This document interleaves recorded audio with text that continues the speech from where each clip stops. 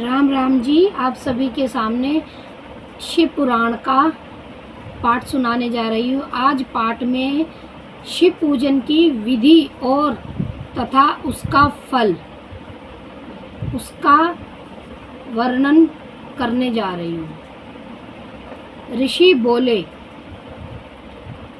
व्यास शिष्य महाभाग सुत जी, आपको नमस्कार है। आज आपने भगवान शिव की बड़ी अद्भुत एवं परम पावन कथा सुनाई है। दयानिधे ब्रह्मा और नारद जी के सदाहत के अनुसार आप हमें शिव पूजन की वह विधि बताइए जिससे यह भगवान शिव संतुष्ट होते हैं। ब्राह्मण, क्षत्रिय, वैश्य और शूद्र सभी शिव की पूजा करते हैं।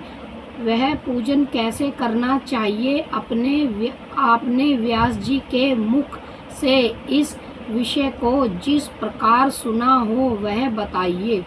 महर्षियों का वह कल्याण पद एवं स्तुति सिमरत वचन सुनाकर सुत जी ने उन मुनियों के प्रश्न के अनुसार सब बातें प्रसन्न पूर्वक बताई।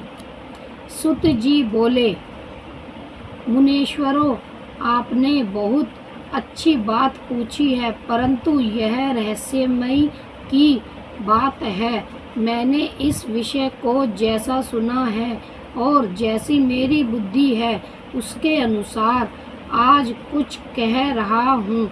जैसे आप लोग पूछ रहे हैं उसी तरह पूर्व काल में व्यास जी ने संतन कुमार जी से पूछा था। फिर जैसे उपमन्यु जी ने भी सुना था, व्यास जी ने शिव पूजन आदि जो भी विषय सुना था उसे सुनकर उन्होंने लोकहित की कामना से मुझे पढ़ा दिया था। इसी विषय को भगवान श्री कृष्ण ने महात्मा उपमन्यु से सुना था। पूर्व काल में ब्रह्मा जी ने नारद जी से इस विषय में जो कुछ कहा था वही इस समय मैं कहूँगा। ब्रह्मा जी ने कहा, नारद, मैं साक्षात से लिंग पूजन की विधि बता रहा हूँ, सुनो। जैसे पहले कहा गया है वैसा जो भगवान शंकर का सुखमय निर्मल एवं सनातन रूप है उसका उत्तम भक्ति भाव से पूजन करे। इससे समस्त मनोवांछित फलों की प्राप्ति होगी। दरिद्रता, रोग, दुख तथा शत्रु जनित पीड़ा, यह 4 प्रकार के पाप कष्ट तभी तक रहते हैं जब तक मनुष्य भगवान शिव का पूजन नहीं करता। भगवान शिव की पूजा होते ही सारे दुख विलीन हो जाते और समस्त सुखों की प्राप्ति हो जाती है।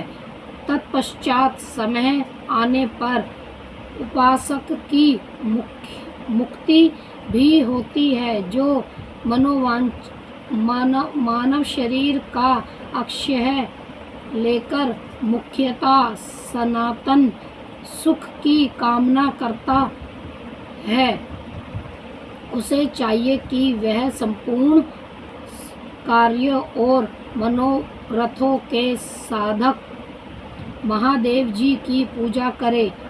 ब्राह्मण, क्षत्रिय, वैश्य और शूद्र भी संपूर्ण कामनाओं तथा प्रयोजनों की सिद्धि के लिए क्रमश से विधि के अनुसार भगवान शंकर की पूजा करे। प्रातःकाल ब्रह्मा मुहूर्त में उठकर गुरु तथा शिष्य का स्मरण करके तीर्थों का चिंतन एवं भगवान विष्णु का ध्यान करे।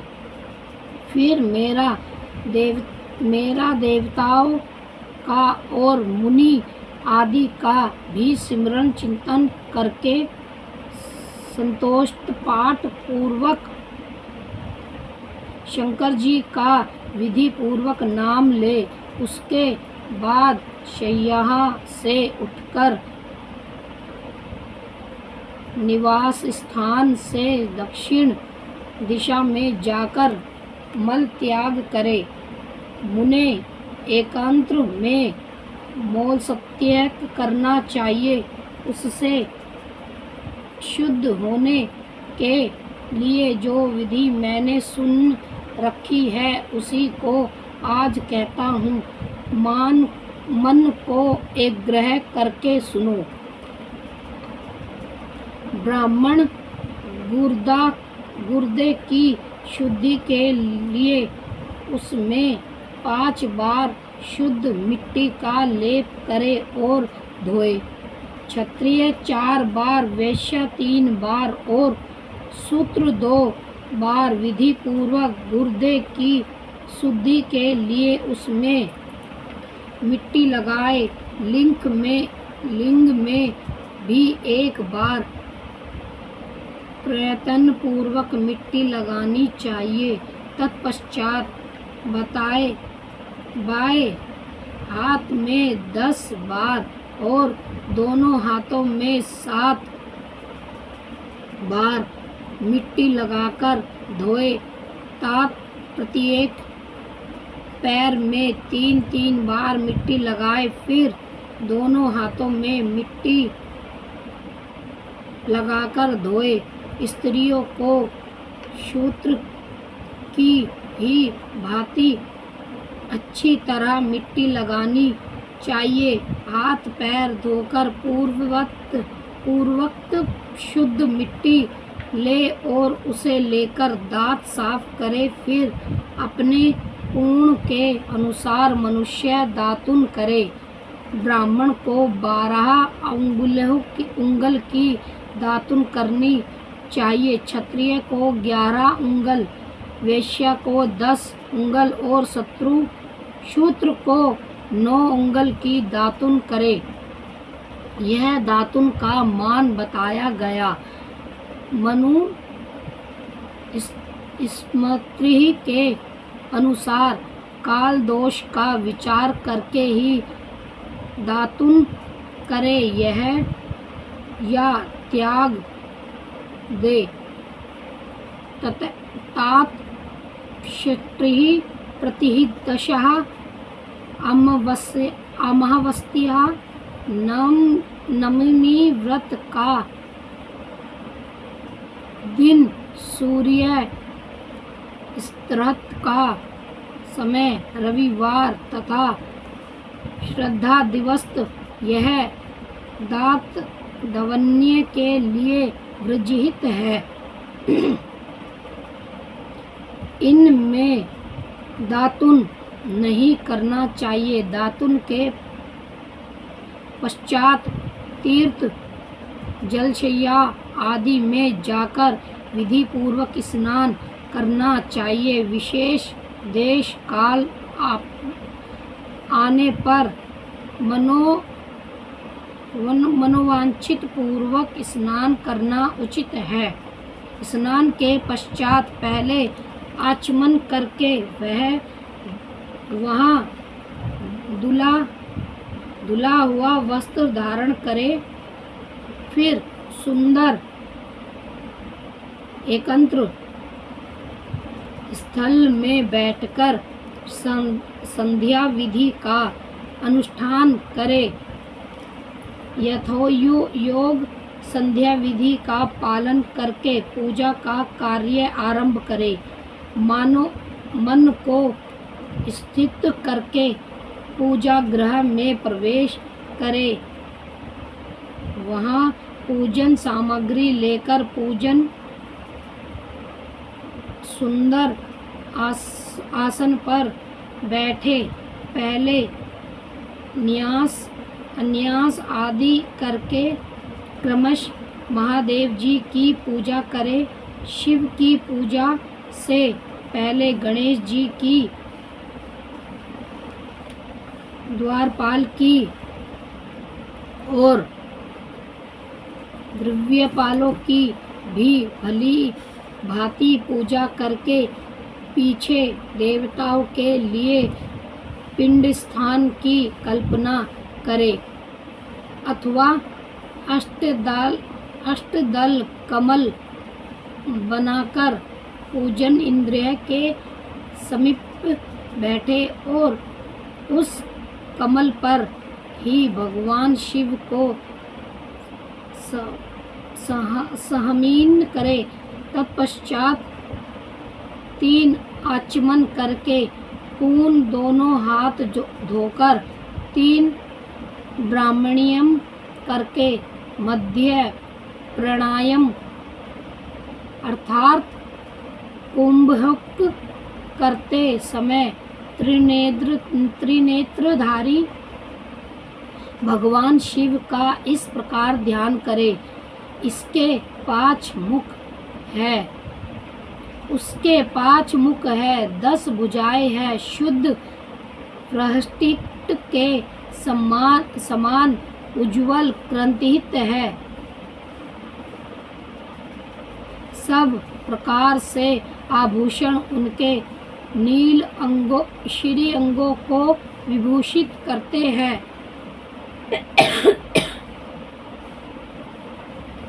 तथा वह विग्रह चमर की चादर ओढ़े हुए है।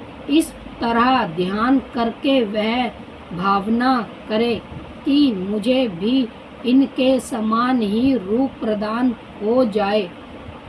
ऐसी भावना करके मनुष्य सदा के लिए अपने पापों को भस्म कर डाले।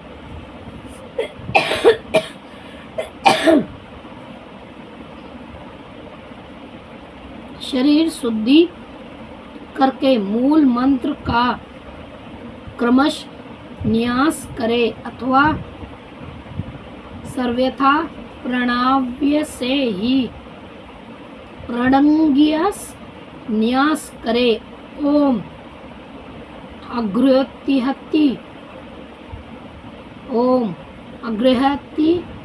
रूप से संकल्प व्याख्या का प्रयोग करके फिर पूजा आरंभ करे। पज्ञ आराध्य और आचमन के लिए पात्रों को तैयार करके रखे। बुद्धिमान पुरुष विधि पूर्वक विभिन्न प्रकार के 9 कलश स्थापित करे। उन्हें कुशलाओं से ढक कर रखे और कुशलाओं से ही जल लेकर उन सब का मोक्षण करे। तत्पश्चात उन सभी पात्रों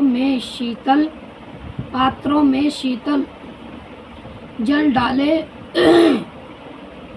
फिर बुद्धिमान पुरुष देखभाल कर प्रणव मंत्र के द्वारा उनमें निध्यकृत द्रव्यों को डाले। रस और चंदन को पहल पात्र में रखे।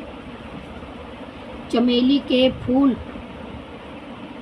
शीतल चीनी, कपूर, बड़ की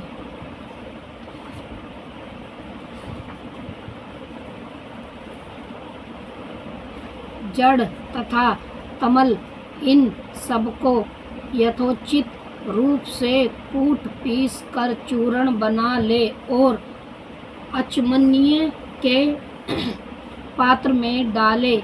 इलायची और चंदन को तो सभी पात्रों में डालना चाहिए।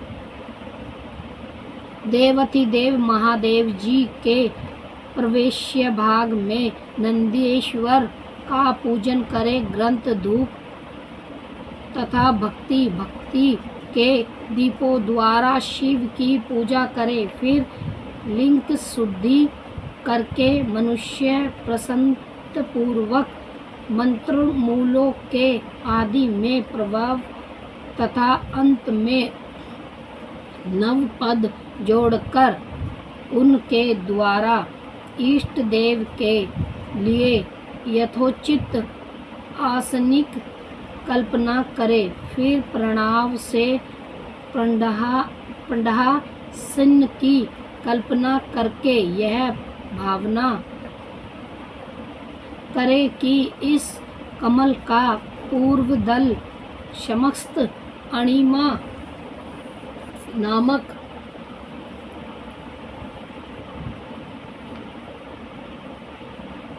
ऐश्वर्य रूप तथा अविनाशी है।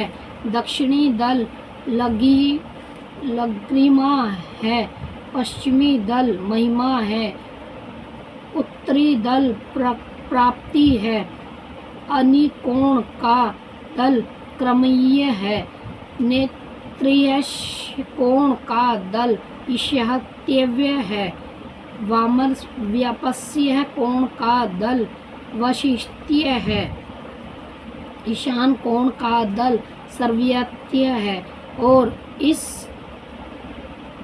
उस कमल की क्रमणीय को सोम कहा जाता है।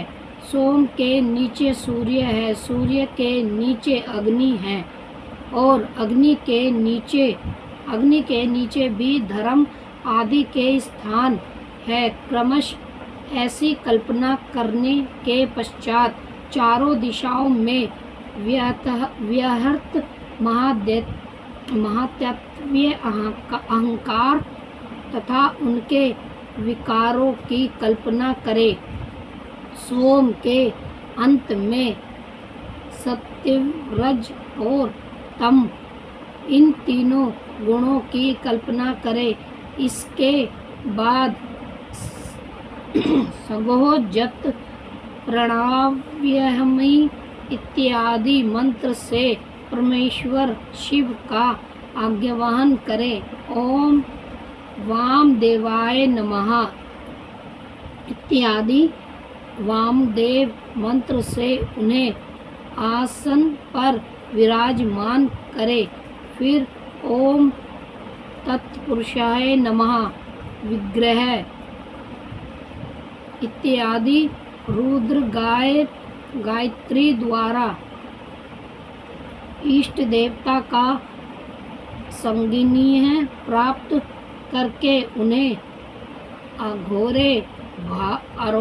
अघोर्य भय ता इत्यादि घोरम मंत्र से वह निरुद्ध करे। फिर ईशान सर्वविद्यमान इत्यादि मंत्र से आराध्य देव का पूजन करे। अज्ञ और अच्छमन्य अर्पित करके आराध्य दे। तत्पश्चात ग्रंथ और चंदन मिश्रित जल से संपूर्ण पूर्वक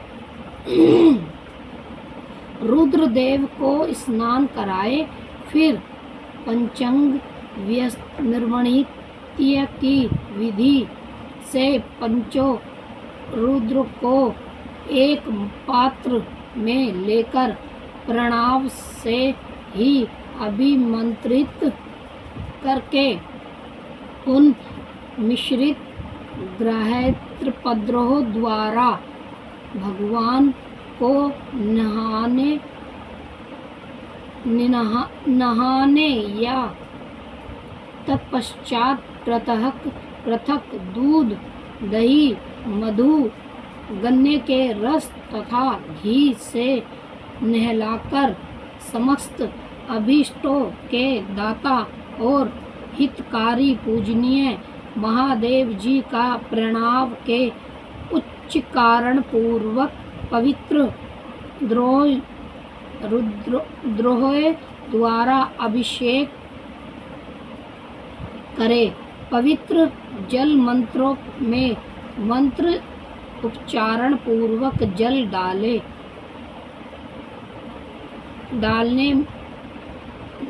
डालने से पहले साधक श्वेतक वस्त्र से उस जल को यथोचित रीति से छान ले। उस जल को तब तक दूर ना करे जब तक इष्ट देव को चंदन ना चढ़ा ले। तब सुंदर अक्षतों द्वारा संपूर्ण पूर्वक शंकर जी की पूजा करे। उनके ऊपर कुश अपहामार्ग, कपूर, चमेली, चंपा, गुलाब, शहद, कनेर, बेला, कमल और उत्पल आदि भक्ति के अपूर्वक पुष्प एवं चंदन आदि चढ़ाकर पूजा करे। परमेश्वर शिव के रूप जल की धारा गिरती रहे, इसकी भी व्याख्या करे। जल से भरे भांति भांति के पात्र द्वारा महेश्वर को निलाए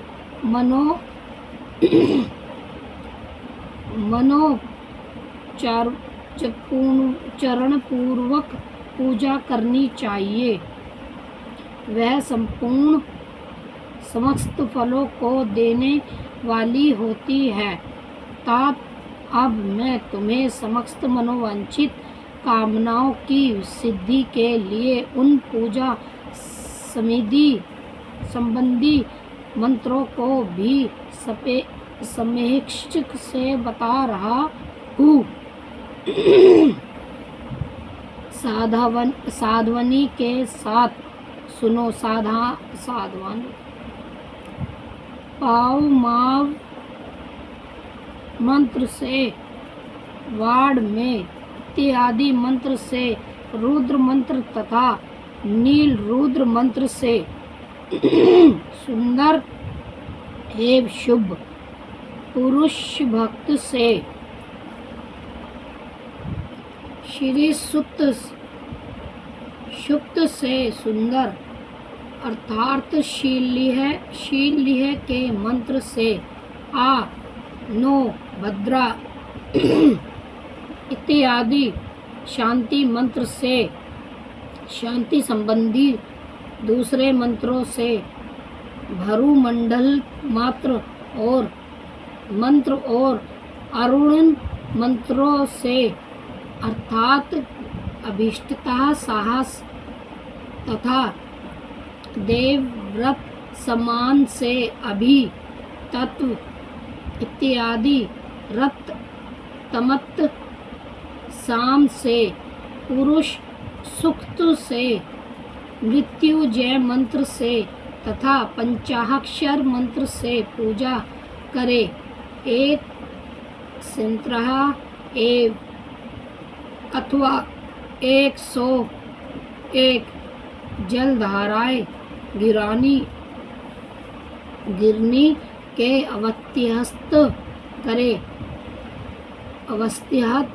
करे। यह सब वेद मार्ग से अथवा नाम मंत्रों से करना चाहिए। तदनंतर भगवान शंकर के ऊपर चंदन और फूल आदि चढ़ाए। प्रणव से ही सुख मुख वास तंबुल आदि अर्पित करे। इसके बाद जो स्फटिक मणि के समान निर्मल, निष्कल, अविनाशी, सर्वलोक कल्याण, सर्वलोक माये परम देव है, जो ब्रह्मा, रुद्र, इंद्र और विष्णु आदि देवताओं की भी दुष्टहित में नहीं आते। देव विद्वानों ने जिन्हें विद्यात दात में मन वाणी से अगोचर बताया है, जो आदि मध्य और अंत से रहित तथा समस्त रोगियों के लिए अशोध रूप है, जिनकी शिव तत्व के नाम से आख्यायित है तथा जो शिवलिंग के रूप में प्रतिष्ठित है। उन भगवान शिव का शिवलिंग के मस्तक पर प्रणव मंत्र से ही पूजन करे। धूप दीप नावे सुंदर तंबाबूल एवं सूर्यमय आरती द्वारा यथोक्त विधि से पूजा करके स्तोत्रों तथा अन्य नाना प्रकार के मंत्रों द्वारा उन्हें नमस्कार करे। फिर अर्थात देखकर भगवान के चरणों में फूल बिखारे और स्पष्टांग प्रणाम करके देवेश्वर शिव की आराधना करे। फिर हाथ में फूल लेकर खड़ा हो जाए और दोनों हाथ जोड़कर निमित्तहित मंत्र से सर्वेश्वर शंकर की पूर्ण प्रार्थना करे। कल्याणकारी शिव, मैंने अनजाने में अथवा जानबूझकर जो जाप पूजा आदि संक्रम सत्यकर्म किए हो, वह आपकी कृपा से सफल हो। इस प्रकार पढ़कर भगवान शिव के ऊपर प्रसन्न पूर्वक फूल चढ़ाए, सर्वस्थित वचन कहकर नाना प्रकार की आशी प्रार्थना करे। फिर शिव के ऊपर मर्जन करना चाहिए। मर्जन के बाद नमस्कार करके अपराध के लिए क्षमा प्रार्थना करते हुए पुण्य परागम मन के लिए विसर्जन करना चाहिए। इसके बाद आग्रह से आरंभ होने वाले मंत्र का उच्चारण करके नमस्कार करें। फिर संपूर्ण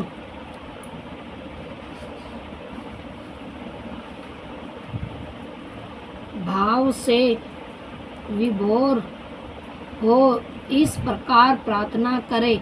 शिवे भक्ति, शिवे भक्ति, शिवे भक्तिवेश्वरे भवे अन्यथा शरण नास्तिकेत तव्यहमव शरण ममम। प्रत्येक जन्म में मेरी शिव में भक्ति हो, शिव में भक्ति हो, शिव में भक्ति हो। शिव के सिवा दूसरा कोई मुझे शरण देने वाला नहीं। महादेव, आप ही मेरे लिए शरणदाता हो है।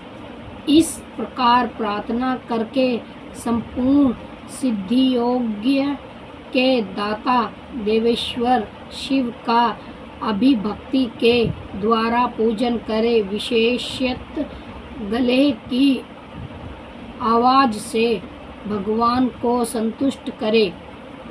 फिर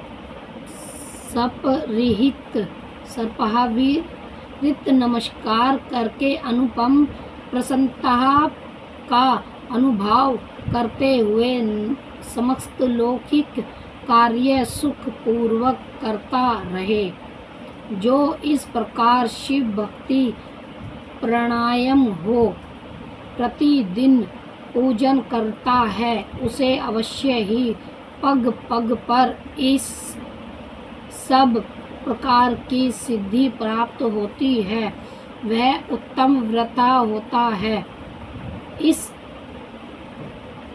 तथा उसे मनोवांछित फल की निश्चय ही प्राप्ति होती है। रोग दुख दूसरों के नियमित से होने वाला उद्योग कुटिकता तथा विषय आदि के रूप में जो जो कष्ट उपस्थित होता है उसे कल्याणकारी परम शिव अवश्य नष्ट कर देते हैं। उस उपासक का कल्याण होता है। भगवान शंकर की पूजा से उसमें अवश्य सद्गुणों की वृद्धि होती है। ठीक उसी तरह जैसे शुक्ल पक्ष में चंद्रमा बढ़ते हैं। मुनि श्रेष्ठ नारद, इस प्रकार मैंने शिव पूजा का विधान बताया।